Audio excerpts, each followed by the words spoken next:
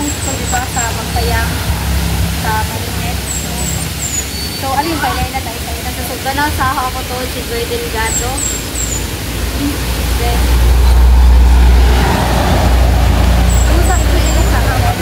May one master to. Sunsugin ka Christine Gimalan. Ngayong hapon sa tanan ako to si Jamaica Paz at sa afternoon ay sa kasi minaling Madela. Ngayong hapon sa tanan ako tuod si Jana Dalagan ikan sa Magdalena. Ito si Goan Winzel Petilo taga Shana. Then si Maria Lizon. Ako to si Maria Lizon. Before na ito sa kami kasi wala pang discussion no. So mag-ampun sa ka.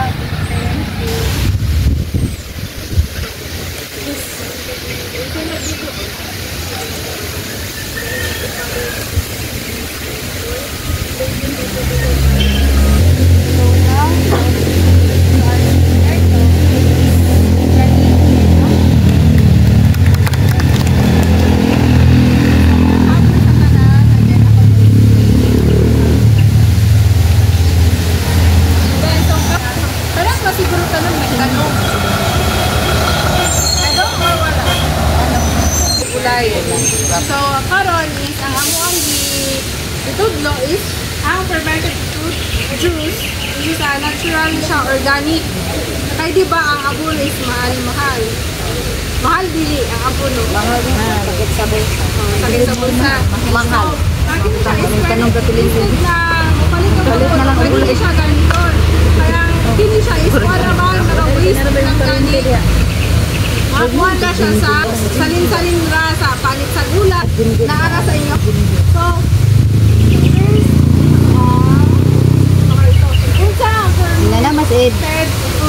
So, mga ito siya, classic-classic na mga panit. Pwede siya panit sa gulay or kanang panit sa prutas. Nang kukuhanin mo siya, itong chop. So, taon-taon, ilahan na ito yung mapanit sa akin.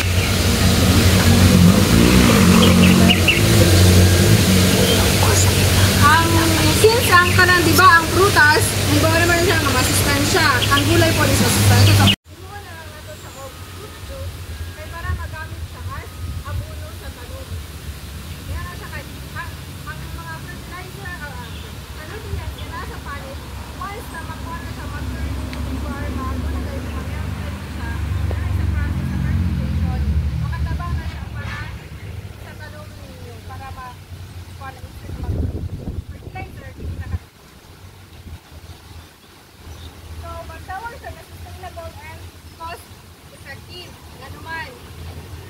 Makabarato pag hindi siya agad doon kay again, waste lang siya. Mga waste lang siya. So, hindi na kinaharan nga magpalit. Pag available siya sa kulay na maka-work na siya, makapanabo, makabarato mga prutas, pwede siya gamitin ng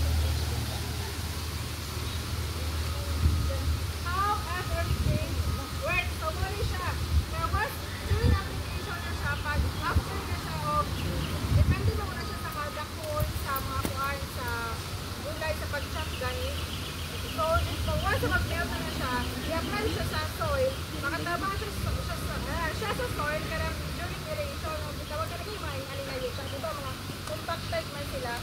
So, ang inanin sila is na siya microorganisms, mga kaliman ganito ng mga kuhan, mga like mga bacteria or mga good na sila, mga good moisturize, makatabang sila ka ng para mo rich yung ayuta, hindi siya inanin ang compacted, so diba, need man sa roots mo ginhawa, wire nag-spread sila. So, sa mga pwede siya gamitin.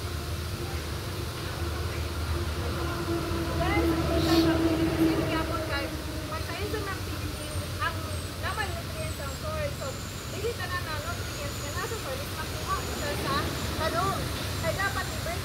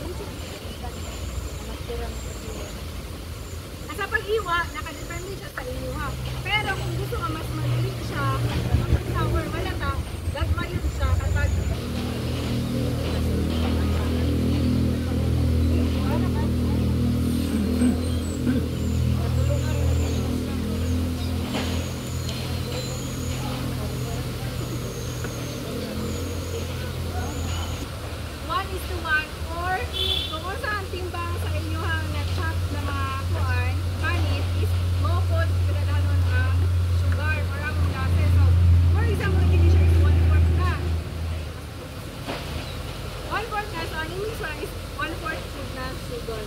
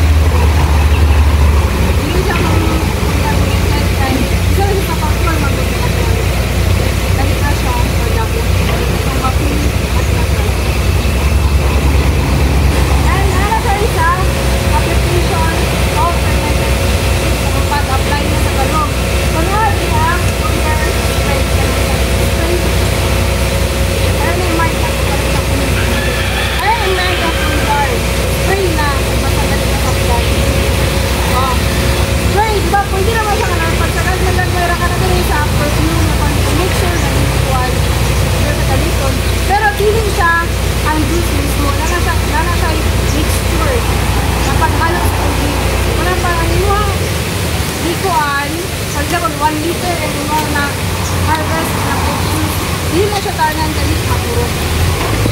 I-leave sa mga water. So, hindi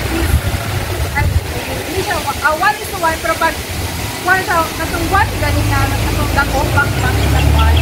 So, kato siya is, na ay 1, mga 1 cup, at mga 500 ml. Kato siya. Pero, 5 gallons lang.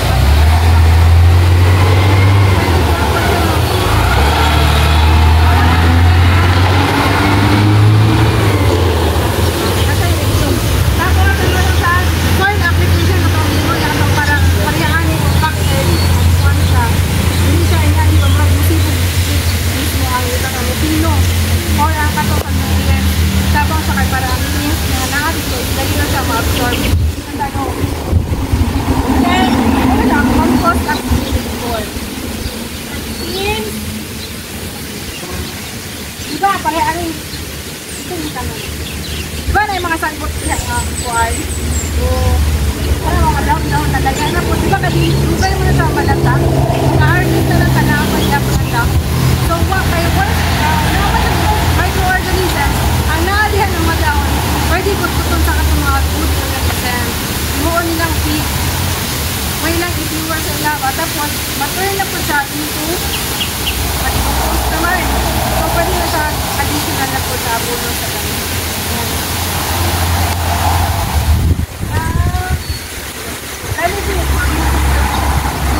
Again, post 30%, hindi naman kilo pa rin. Ilang kilo rin. So, mag-orin ko siya sa karoon is kung sisay ganahan nito ng so, ma'am, ako rin mag-alala. Ako rin mag-alala. Kayong papasar mo ha. Kamu pamate mo doha.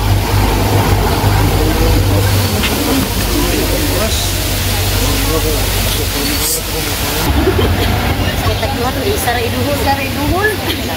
At ay taligir mataan masyatan.